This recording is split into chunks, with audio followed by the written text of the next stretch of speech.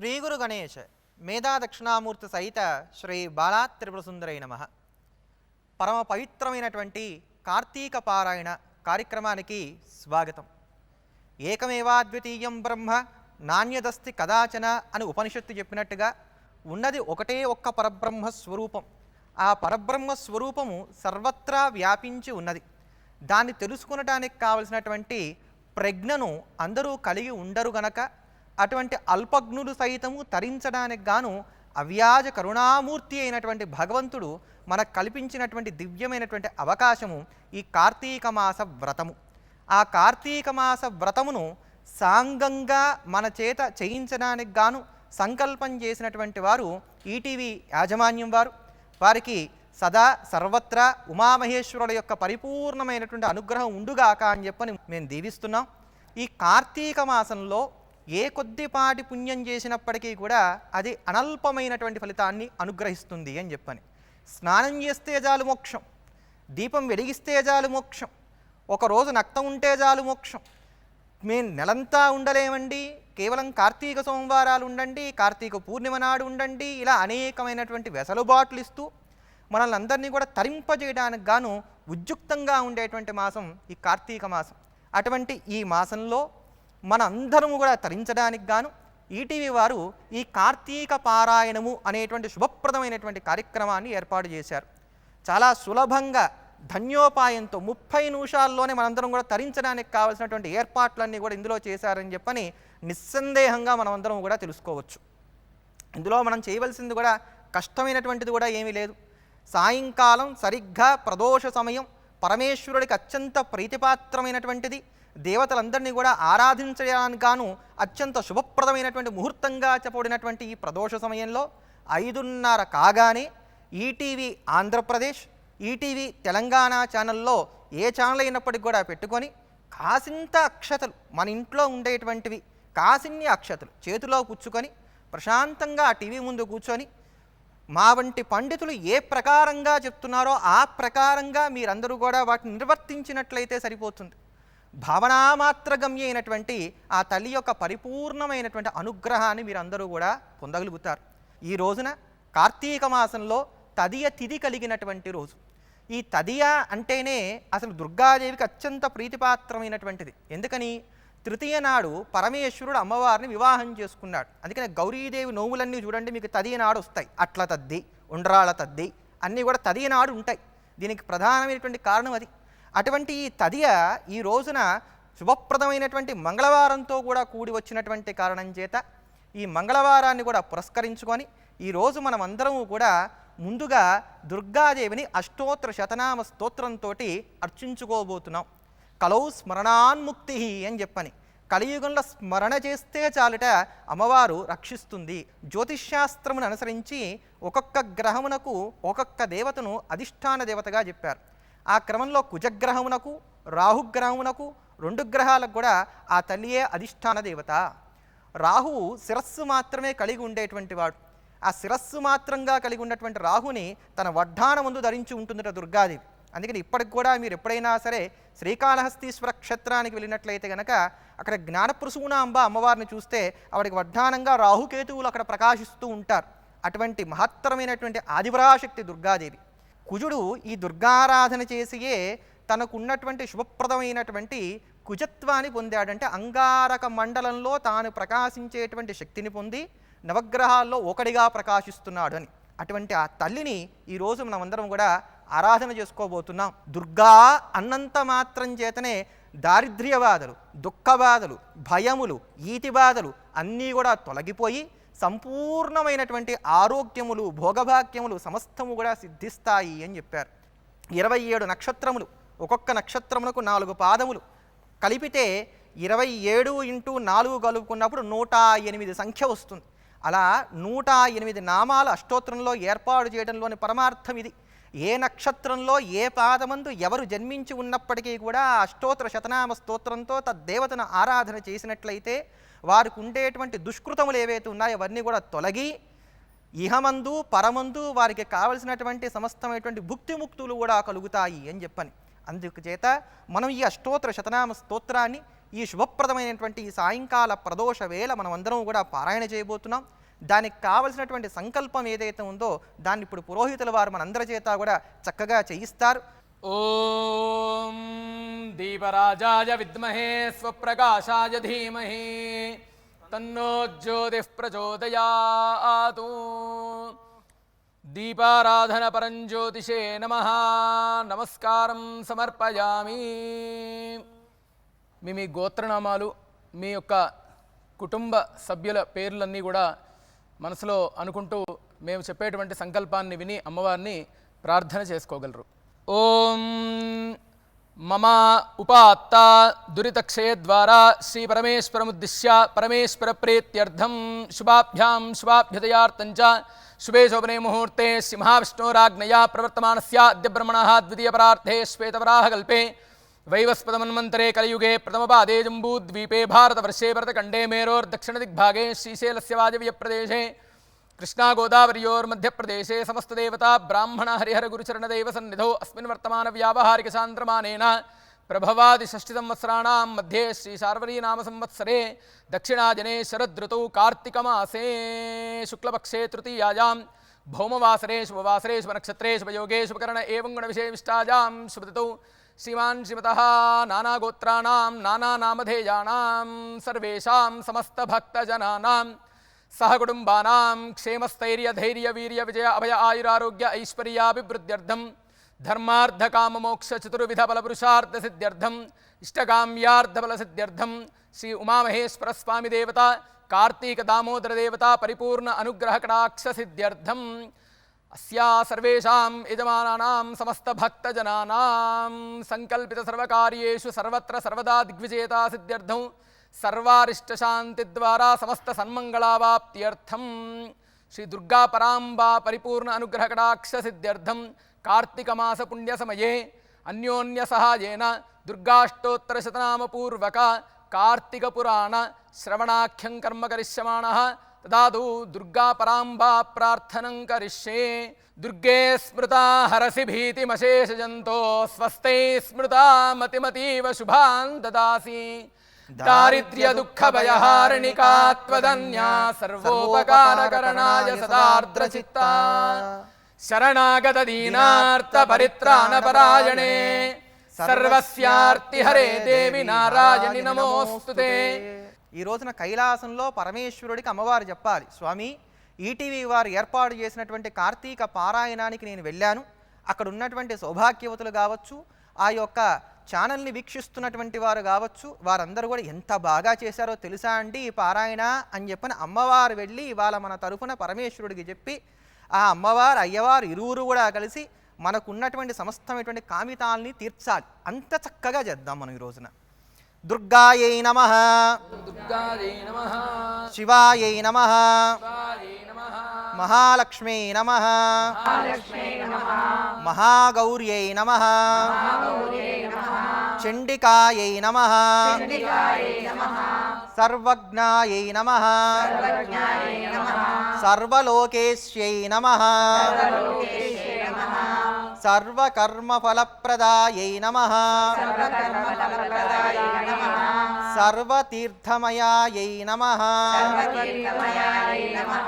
పుణ్యాయై నమః, దేవయోనయే నమః, అయోనిజాయై నమః, భూమిజాయై నమః, నిర్గుణాయై నమః, ఆధారశక్త్యై నమః, అనీశ్వర్యై నమః, నిర్గుణాయై నమః, నిరహంకారాయై నమః, సర్వగర్వవిమర్ధిన్యై నమః, సర్వలోకప్రియాయై నమః, వాణ్యై నమః, సర్వవిద్యాదిదేవతాయై నమః, పార్వత్యై నమః, దేవమాత్రే నమః, వనిష్యై నమః వింధ్యవాసిన్యై నమః తేజోవత్యై నమః మహామాత్రే నమః కోటి సూర్య సమప్రభాయై నమః దేవతాయై నమః వక్నిరూపాయై నమః సతేజసే నమః వర్ణరూపిణ్యై నమః గుణాశ్రయాయై నమః గుణమధ్యాయై నమః గుణత్రయ విమర్ధిన్యై నమః కర్మజ్ఞానప్రదాయై నమః కాంతాయై నమః సర్వసంహారకారిణ్యై నమః ధర్మజ్ఞానాయై నమః ధర్మనిష్టాయై నమః సర్వకర్మ వివర్జితాయై నమః కామాక్షై నమః కామసంహర్త్రే నమః కామక్రోధ వివర్జితాయై నమః శాంకర్యై నమః శాంభవ్యై నమః శాంతాయై నమః చంద్రసూర్యాగ్నిలోచనాయై నమః సుజయాయై నమః జయాయై నమః భూమిష్ఠాయై నమః జాహ్నవ్యై నమః జనపూజితాయై నమః శాస్త్రాయై నమః శాస్త్రమయాయై నమః నిత్యాయై నమః శుభాయై నమః చంద్రార్ధమస్తకాయై నమః భారత్యై నమః భ్రామర్యై నమః కల్పాయై నమః कराळ्यै नमः कृष्णपिङ्गळायै नमः ब्राह्म्यै नमः नारायण्यै नमः रौद्रै नमः चन्द्रामृतपरिवृतायै नमः ज्येष्ठायै नमः इन्दिरायै नमः महामायायै नमः जगत्सृष्ट्याधिकारिण्यै नमः ब्रह्माण्डकोटिसंस्थानायै नमः कामिन्यै नमः कमलालयायै नमः कात्यायन्यै नमः कलातीतायै नमः कालसंहारकारिण्यै नमः योगानिष्ठायै नमः योगिगम्यायै नमः योगध्येयायै नमः तपस्विन्यै नमः ज्ञानरूपायै नमः निराकारायै नमः भक्ताभीष्टफलप्रदायै नमः भूतात्मिकायै नमः भूतमात्रे नमः भूतेश्यै नमः भूतदारिण्यै नमः स्वधा नारीमध्यगतायै नमः षडाधाराधिवर्धिन्यै नमः मोहितायै नमः अंशुभवायै नमः శుభ్రాయై నమః సూక్ష్మాయై నమః మాత్రాయై నమః నిరాలసాయై నమః నిమగ్నాయై నమః నీలసంకాశాయై నమః నిత్యానందిన్యై నమః హరాయై నమః పరాయై నమః సర్వజ్ఞానప్రదాయై నమః అనంతాయై నమః సత్యాయై నమః దుర్లభరూపిణ్యై నమః సరస్వత్యై నమః సర్వగతాయై నమః సర్వాభీష్టప్రదాయిన్యై నమః శ్రీ దుర్గాంబికాయై నమః.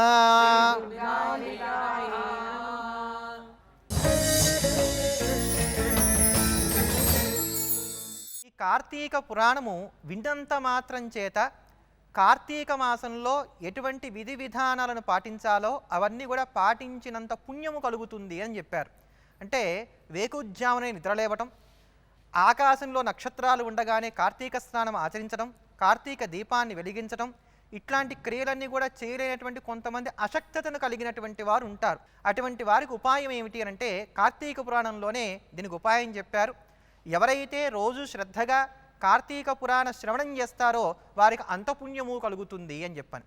ఈరోజు మనం కార్తీక పురాణంలో 3వ అధ్యాయాన్ని, దాంట్లో ఉండేటువంటి సారాన్ని తెలుసుకోబోతున్నాం.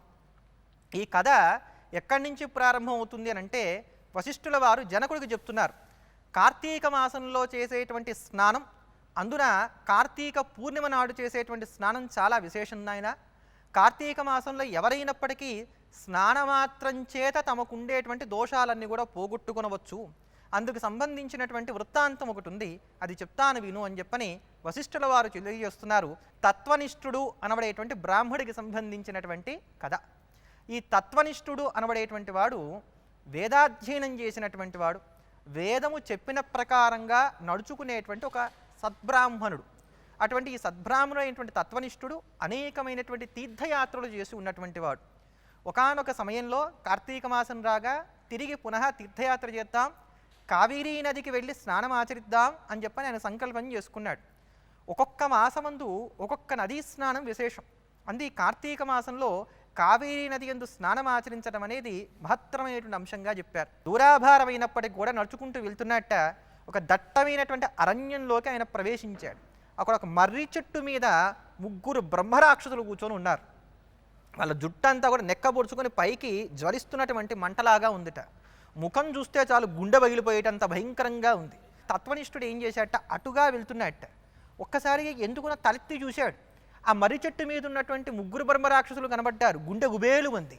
ఇక వెనక్కి తిరిగి చూడకుండా ముందుకు పరిగెత్తడం మొదలుపెట్టాట. అలా పరిగెడుతూ నారాయణుని స్తోత్రం చేశాట, నన్ను రక్షించు అని చెప్పని. అలా ఆ స్తోత్రం చేస్తూ చేస్తూ వీళ్ళు బ్రహ్మరాక్షసులు వెంటబడుతున్నారు కదా, ఎంత దూరం వచ్చారో, తనని ఎక్కడ అందుకుంటున్నారో అని చెప్పని భీతి చేత ఒక్క మర అలా వెనక్కి తిరిగి చూసేట. అప్పుడు చూశారు ఈ బ్రహ్మరాక్షసులు 3 కూడా ఆ తత్వనిష్ఠుడి యొక్క ముఖాన్ని. పరమ వేద నిష్ఠాగరిష్ఠుడైనటువంటి తత్వనిష్ఠుడి యొక్క దృష్టి పడగానే ఆ బ్రహ్మరాక్షసులు 3 కూడా సత్వగుణం అబ్బింది. ఇది మహాత్ముల యొక్క దర్శనం వల్ల కలిగేటువంటి ఫలితం.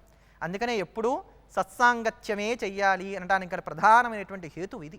వాళ్ళకి సత్వగుణం కలగడంతో పాటు మరొక ప్రతిఫలం వచ్చింది. వాళ్ళకి పూర్వజన్మ స్మృతి కలిగింది. వాళ్ళు పూర్వజన్మలో ఎవరు, ఏమేం పాపాలు చేశారు అవన్నీ కూడా జ్ఞాపకం వచ్చి తలుచుకొని కుమిలి కుమిలి ఏడ్చారట. మహానుభావుడు అయ్యా నువ్వు, నిన్ను చూడగానే ఇంతటి కాఠిన్యం కలిగినటువంటి మాలో కూడా సత్వగుణం అంకురించింది కనుక మేము తరించడానికి ఏదైనా ఒక ఉపాయం చెప్పి పుణ్యం కట్టుకో అని చెప్పని అన్నారట.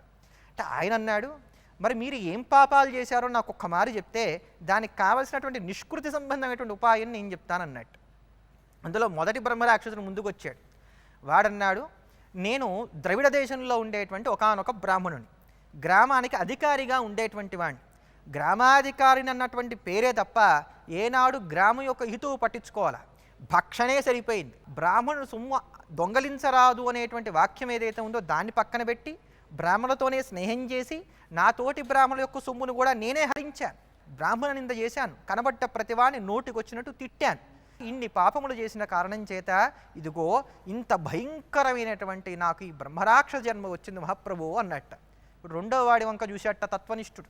వాడు చెప్పడం మొదలుపెట్టాడు, అయ్యా నేను ఆంధ్రదేశంలో ఉండేటువంటి ఒక బ్రాహ్మణ్, నేను రోజు కూడా మా అమ్మా నాన్నని సరిగ్గా చూసుకునేవాడిని కాను, నేను నా భార్యా బిడ్డలను బ్రహ్మాండంగా చూసుకునేవాడిని, వీళ్ళకి షట్రసోపేతంగా భోజనం పెట్టేవాడిని, మిగిలినటువంటి చద్ది అన్నం ఏదైతే ఉందో అది మా అమ్మా నాన్నకు నేను పెట్టేవాడిని, ఏ ఇబ్బంది వచ్చినప్పటికీ కూడా నా భార్యా బిడ్డలను జాగ్రత్తగా చూసుకునేవాడిని, కానీ కళలోనైనప్పటికీ కూడా నా తల్లిదండ్రులు నేను సవ్యంగా చూడలేదు, వాళ్ళకి సేవ చేయలేదు, నమస్కారం చేయలేదయ్యా, అందుకు నాకు ఇటువంటి దుర్గతి పట్టింది అన్నట్టు. తల్లిదండ్రులు ప్రత్యక్ష దైవాలు, కనబడుతున్నటువంటి పార్వతీ పరమేశ్వరులు వారు. అందుకనే నమాతు పరందైవతం, తల్లిని మించినటువంటి దేవత లేదు.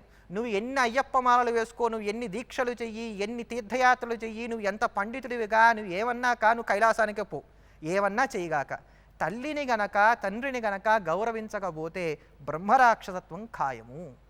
ఇప్పుడు మూడవ వాడి వంక చూసేట్టిన ఆ మూడవ వాడు అంటున్నాడు, అయ్యా నేను ఒక దేవాలయంలో ఉండేటువంటి పూజారిని, దేవాలయంలో దీపాలు వెలిగించడానికని చెప్పని ఎవరన్నా నెయ్యిస్తే ఆ నెయ్యి అంతా దాచిపెట్టేసేవాడిని, అది తీసుకెళ్ళి నాకు ఒక వేశ్య ఉండేది, ఆ ఇంట దీపాలు వెలిగించేవాడిని, స్నానం చేసేవాడిని గాను, సంధ్యావందనం చేసేవాడిని గాను, నాకు భగవంతుడంటే పెద్దగా భక్తి ఏం లేదు, భుక్తి కొరకు ఊరికనే వేషం కట్టాను పురోహితుడిగా, అందుకని అలా అశ్రద్ధగా ఎక్కడా శుచి లేకుండా దేవతారాధన చేసినందుకు, దేవతా ద్రవ్యాన్ని అపహరించినందుకు ఇదిగో నాకు ఇటువంటి దుర్గతి పట్టింది మహాప్రభు అని చెప్పని మూడో వాడైనటువంటి బ్రహ్మరాక్షసుడు చెప్పాట.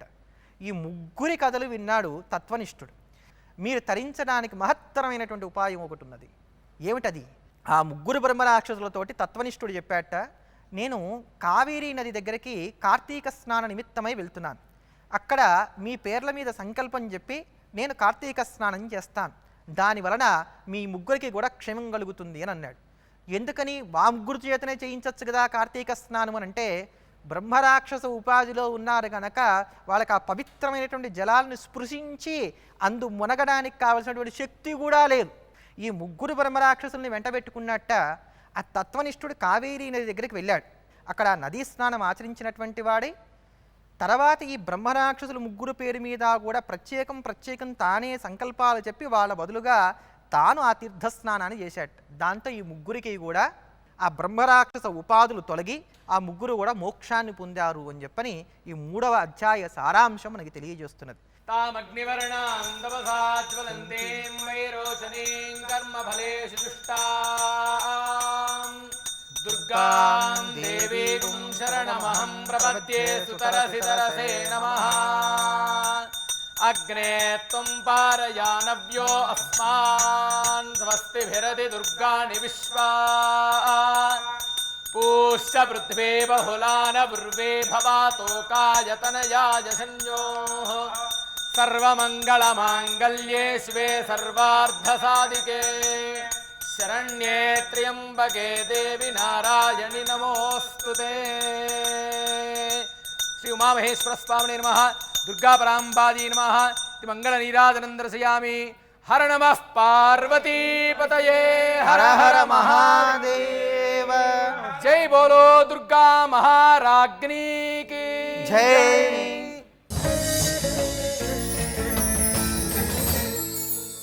మనం అందరం కూడా ఇప్పుడు ఆ కేదార జ్యోతిర్లింగ క్షేత్రాన్ని దర్శనం చేద్దాం.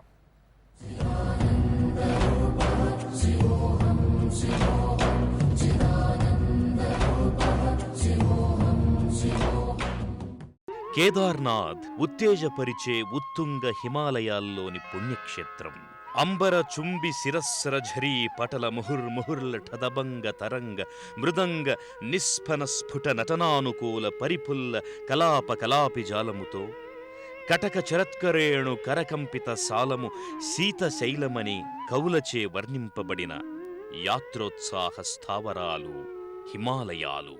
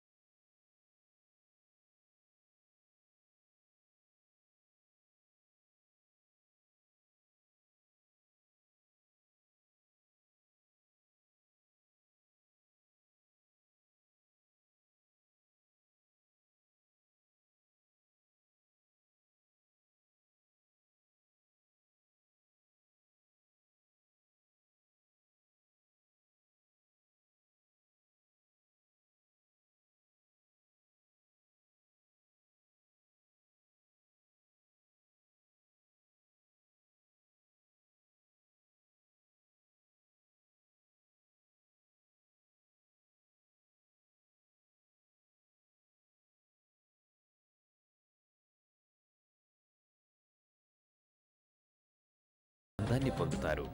ఓం నమ శివాయ శివాయ నమః ఓం నమ శివాయ శివాయ నమః ఓం నమ శివాయ శివాయ నమః ఓం నమ శివాయ శివాయ నమః ఓం నమ శివాయ ఓం నమ శివాయ. ఢిల్లీ నుంచి 500 కిలోమీటర్ల దూరంలో ఉంది.